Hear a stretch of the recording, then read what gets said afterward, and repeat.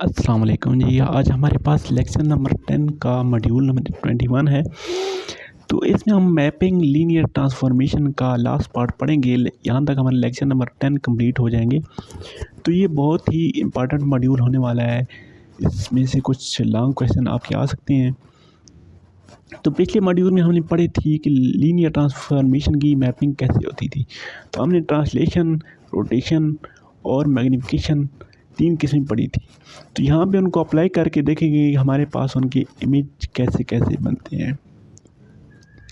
बहुत ही इंटरेस्टिंग सा ये वाला मॉड्यूल था। जब मैंने ख़ुद इसको स्टडी किया था तो मुझे ख़ुद इसको स्टडी करते हुए मज़ा आया था, क्योंकि इसमें हमारे पास बहुत ही प्यारी इमेजेस बन रही होती हैं। सबसे पहले तो यहाँ इसने समरी बताई है कि हमारे पास लीनियर ट्रांसफॉर्मेशन 3 किस्म की होती है, ट्रांसलेशन, रोटेशन और मैग्निफिकेशन। इसको हम पिछले मॉड्यूल में पढ़ के आ चुके हैं। तो साथ ये क्या कह रहा है कि हम जेड प्लेन हमारे पास जो इमेज बनता है उसको हम डब्ल्यू प्लेन में उसका इमेज देखते हैं कि वो हमारे पास कैसे बनता है, और इसी मॉड्यूल में वो इमेज अब यहाँ पे बना के देखेंगे। एग्जाम्पल नंबर 1 में ये क्या कह रहा है, अगर हमारे पास एक एलिप्स है, सेंटर एट ओरिजिन पे एक हमारे पास एक एलिप्स बन रही है with horizontal major axis. Horizontal पे उसका मेजर एक्सिस है जो कि 4 यूनिट्स है, ठीक है। हॉरिजेंटल पे उसका मेजर पूरा एक्सिस उसका 4 यूनिट है, और वर्टिकल उसका माइनर एक्सिस है जो कि हमारे पास 2 यूनिट है। और इस इक्वेशन की मदद से उसको बनाया जा सकता है। तो यहाँ मैं आपको बना के दिखाता हूँ कि हमारे पास किस किस्म की एलिप्स बन रही है, ठीक है। ये हमारे पास हॉरिजेंटल एक्सिस आ गए, ये हमारे पास वर्टिकल एक्सिस है। तो ये क्या कह रहा था कि हॉरिजेंटल एक्सिस पे वो 4 यूनिट है। तो यहाँ पे 1 2 3 4 1 2 3 4 1 2 3 1 2 3। हॉरिजेंटल एक्सिस पे उसका 4 यूनिट है, तो 2 यूनिट इस साइड पे होगा और 2 यूनिट इस साइड पे जाएगा, मतलब यहाँ से यहाँ तक बनेगी, ठीक है। वर्टिकल में क्या कह रहा था कि वो 2 यूनिट है, तो 1 यूनिट अपर और 1 यूनिट डाउन। इस किस्म की हमारे पास ये एलिप्स बन रही है, ठीक है। और इसकी ये वाली इक्वेशन हमारे पास बन रही है 2 cos t iota sin t। तो अगर आपको ये वाली यहाँ से समझ नहीं आती तो आप मज़ीद इसको सिंप्लीफाई करके इसमें t की वैल्यू पुट कर सकते हैं। फर्स्ट करें आप t की वैल्यू 0 यहाँ पे इसमें पुट करते हैं इस इक्वेशन में। जब t की वैल्यू आप 0 पुट करेंगे तो सबसे पहले तो आपके पास आ जाएगा 2। तो जस्ट 2 आपके पास यहाँ ये वाला पॉइंट आ जाएगा। देन आप t की वैल्यू आप पुट करेंगे π/2, तो आपके पास ये वाला पॉइंट आ जाएगा। देन t की इमेज आप पाई पुट करें तो हमारे पास ये वाला इमेज आ जाएगा। 3π/2 पुट करें हमारे पास ये वाले इमेज आ जाएगा। सॉरी, ये वाला नहीं, यहाँ पे आता है और ये यहाँ पे आता है। तो इनको जब आप मिलाएंगे तो हमारे पास फिर ये एलिप्स बन जाती है। नीचे ये एलिप्स बनी हुई है, यहाँ पे आप देख लें, ठीक है। तो ये वाली तो एलिप्स हमने बनाई है जो क्वेश्चन में गिवन है।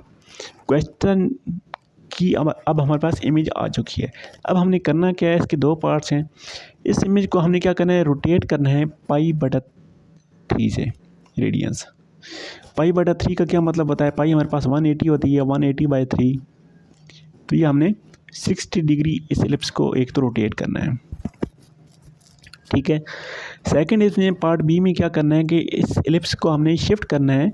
इसका ओरिजिन सेंटर जो कि है सेंटर पे है, इसके इसका जो सेंटर है वो हमने शिफ्ट करना है 3 यूनिट्स राइट, यानी कि 3 यूनिट हमने इस तरफ मूव करना है और 1 यूनिट इस तरफ मूव करना है। इसका सेंटर, ये वाला जो सेंटर बन रहा है ना, इसको 3 यूनिट इस तरफ और 1 यूनिट इस तरफ हमने मूव करना है। तो पहले तो इसको मैथमेटिकली मूव कराएंगे, उसके बाद इसकी इमेज मैं आपको बना के दिखाता हूँ।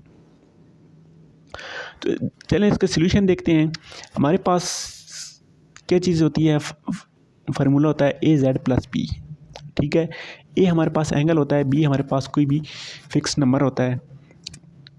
तो एंगल हमारे पास क्या चीज़ है, एंगल हमारे पास है π/3, ठीक है। तो ए की वैल्यू हमारे पास क्या बन जाएगी, ए हमारे पास बन जाएगा e⁻i π/3। नेक्स्ट बी की वैल्यू देखें, बी हमारे पास वो क्या कह रहा है जी, 3 यूनिट आपने उसको राइट पे मूव कराना है 3, और 1 यूनिट अप मूव कराना है +1 आयोटा, ठीक है। तो ये चीज़ यहाँ भी लिखी हुई है 3 + आयोटा और a = e⁻i π/3।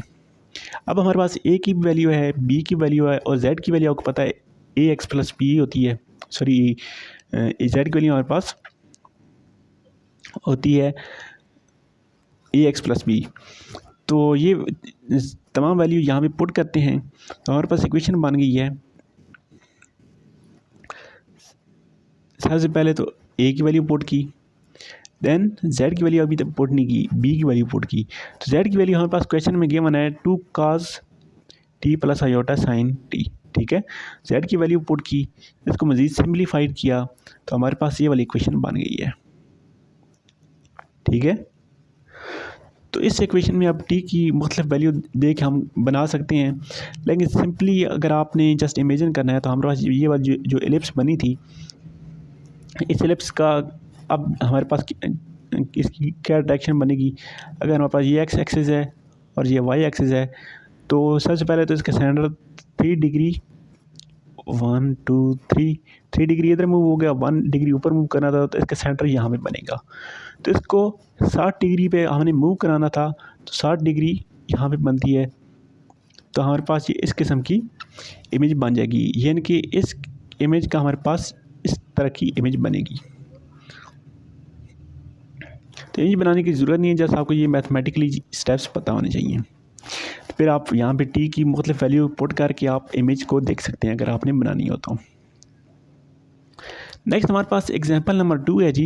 एग्जांपल नंबर 2 में हमारे पास ये क्या कह रहा है कि हमारे पास एक फंक्शन है z, जिसकी ये वाली इक्वेशन गिवन है 3 + 4 आयोटा z -2 + आयोटा, और हमने इमेज फाइंड करना है इस डिस्क का, ठीक है। z -1 मॉडुलस लेस देन है 1 से, यानी कि ओपन डिस्क है ये हमारे पास, जिसका रेडियस 1 है और सेंटर भी हमारे पास 1 है, ठीक है।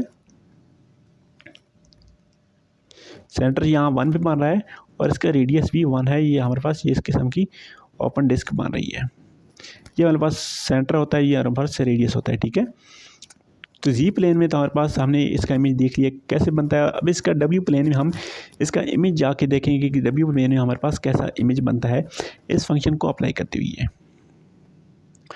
तो सबसे पहले हमारे पास ये वाली इक्वेशन है ना, तो इस इक्वेशन में की मदद से आप देखें हमारे पास रेडियस जो है वो 1 है, यानी कि बी की वैल्यू हमारे पास क्या है 1 है। तो 1 को हम लिख सकते हैं 1 + 0 आयोटा, वही चीज़ हमने लिख ली है, ये हमारे पास b की वैल्यू आ गई है। नेक्स्ट हमारे पास है फंक्शन, तो फंक्शन हमारे पास था f(z) = 3 + 4 आयोटा z -2 + आयोटा, वो फंक्शन हमने लिखा है। और f(z) आपको पता है ये हमारे पास इक्वल होता है f(z)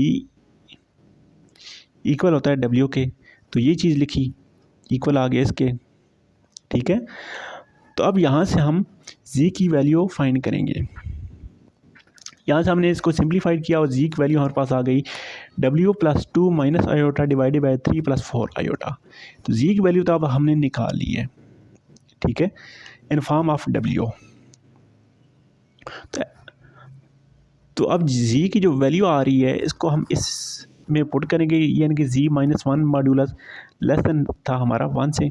तो यहाँ पे अब z की वैल्यू पुट की, मज़ीद इसको सिंप्लीफाइड किया, सिंपल से स्टेप हैं। यहाँ पे हमारे पास फाइनली ये वाली इक्वेशन आ गई है। तो अब डब्ल्यू प्लेन में हमारे पास क्या आ रहा है, यानी कि सेंटर इसका 1 + 5 आयोटा आ रहा है और रेडियस इसका 5 आ रहा है, ठीक है। तो अब हमारे पास जी प्लेन में ये इस किस्म की एक ओपन डिस्क बनी थी ना, अगर आपको याद हो, जिसका रेडियस 1 था और सेंटर भी 1 था। अब डब्ल्यू प्लेन में इसका इमेज कैसा बन रहा है, रेडियस 5 और इसका सेंटर बना है 1 + 5 आयोटा, यानी कि 1 डिग्री इस तरफ मूवमेंट और 5 डिग्री इसके ऊपर मूवमेंट। तो 1 डिग्री यहाँ पे, 5 डिग्री आप यहाँ पे देख रही हैं, यहाँ पे इसका बन रहा है सेंटर, ये वाला जो पॉइंट है ये हमारे पास यहाँ इस पॉइंट बन रहा है, और 5 यूनिट इसका हमने हमारे पास अब रेडियस है, तो 5 आप इमेजिन करें इतना होगा। तो यानी ये हमारे पास जेड प्लेन थी और ये हमारे पास डब्ल्यू प्लेन बन गई है, तो इसका इमेज हमारे पास ये बन गया है। नीचे देखें, यहाँ भी सेम वही इमेज बताया गया है। यहाँ पे हमारे पास बाउंड्री शामिल नहीं है, ये वाली बाउंड्री शामिल नहीं है। क्यों नहीं शामिल, क्योंकि हमारे पास जस्ट लेस देन का साइन है, अगर साथ इक्वल का भी साइन होता तो हमारे पास इसकी इमेज इस किस्म की बनती, बाउंड्री भी शामिल होती है इसकी। नेक्स्ट हमारे पास एग्जांपल नंबर 3 है। अगर आपको पहली 2 एग्जांपल समझ आई हुई हैं तो 3 भी आपको बहुत इजी समझ आ जाएगी। एग्जांपल नंबर 3 में हमारे पास इक्वेशन है जी, W = f(z) जो होता है जी हमारे पास है 3 + 4 आयोटा z -2 + आयोटा, और हमने इमेज फाइंड करना है कि इमेजनरी पार्ट ऑफ z वो है ग्रेटर देन 1 है। तो सबसे पहले इसका देखें, ये हमारे पास किस किस्म की इमेज बन रही है। ये हमारे पास x एक्सिस बन गया, y एक्सिस बन गया, यहाँ पे आपके पास ये 1 है, ठीक है। तो 1 से ग्रेटर सारा एरिया इसमें आ रहा है इमेजनरी पार्ट का। इस तरफ हमारे पास रियल पार्ट होता है, उस तरफ हमारे पास इमेजनरी पार्ट होता है, तो 1 से ग्रेटर सारा एरिया इसमें इंक्लूड हो रहा है। ये हमारे पास अब जी प्लेन में है, तो इसको डब्ल्यू प्लेन में ये फंक्शन अप्लाई करके इसको चेक करते हैं कि डब्ल्यू प्लेन में इसका इमेज कैसा बन रहा है। यहाँ पे इसने थोड़ा सा इमेज दिया है, लेकिन इसका इमेज इस किस्म का नहीं बनता, थोड़ा पेचीदा किस्म का बनेगा। जस्ट इसने एज डायग्राम यहाँ पे बनाया है, तो मज़ीद इसको सॉल्व करके चेक करते हैं कि इसका इमेज कैसा बनता है। ये वाला हमारे पास W का फंक्शन है 3 + 4 आयोटा z -2 + 1। तो यहाँ पे अब हमने क्या करना है, यहाँ से हमने z की वैल्यू फाइंड करनी है। तो सबसे पहले इसको हमने W के इक्वल लिखा है, तो z की जगह हमने पुट किया है x + आयोटा y। तो x और y की फॉर्म में हमारे पास सिंप्लीफाइड फॉर्म ये आ गई है। तो अब हमारे पास u की वैल्यू, ये वाली u की वैल्यू आ गई है, और ये वाली अब हमारे पास v की वैल्यू आ गई है, जो कि हमने लिख ली है, ठीक है। अब v वाली वैल्यू से हमने y वाली वैल्यू फाइंड कर ली है। अब चाहे तो u इस वैल्यू से फाइंड कर सकते हैं, लेकिन हमने इस वैल्यू से अब y की वैल्यू फाइंड कर ली है, ठीक है। y की वैल्यू क्यों फाइंड की है, क्योंकि हमारे पास क्वेश्चन में गिवन था कि इमेजिनरी पार्ट ऑफ z जो है वो ग्रेटर देन 1 है। तो इमेजिनरी पार्ट कौन सा होता है, इमेजिनरी पार्ट हमारे पास y होता है, यानी कि हमारे पास यहाँ पे y गिवन है ग्रेटर देन है 1 से। तो y की वैल्यू फाइंड की है हमने, तो वही चीज़ y की वैल्यू अब हमारे पास ग्रेटर देन 1 थी, वही लिखी। y की जो वैल्यू निकाली थी वो हमने पुट की ग्रेटर देन 1। तो इसको मज़ीद सिंप्लीफाइड किया तो हमारे पास v की वैल्यू आ गई 4x + 4। लेकिन अब हमें यहाँ पे x की वैल्यू नहीं चाहिए, हमें तो चाहिए u और v की फॉर्म में।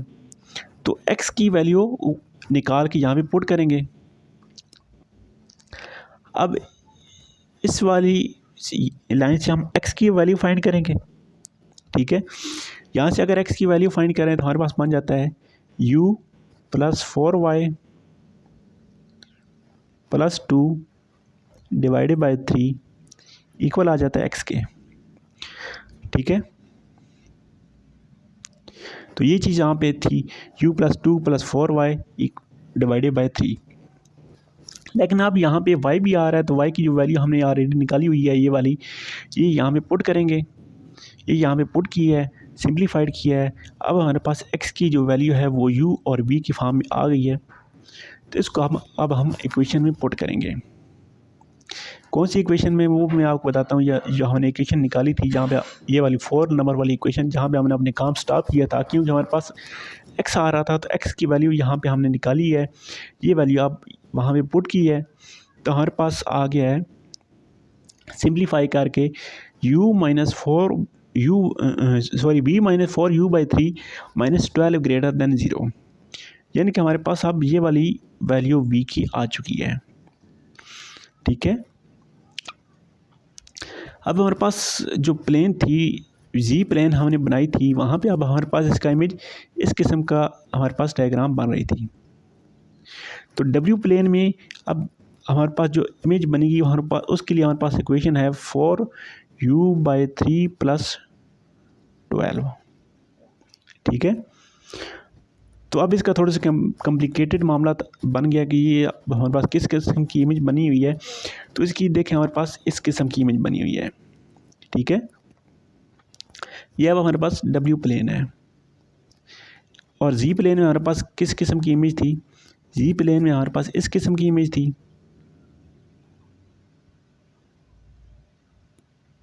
और डब्ल्यू प्लेन में हमारे पास ये वाली इमेज बन गई है। तो बहुत ही इंटरेस्टिंग सा ये टॉपिक था। यहाँ पे इसका ये ख़त्म हो गया है। लेक्चर नंबर 11 नेक्स्ट वीडियो में स्टार्ट करेंगे।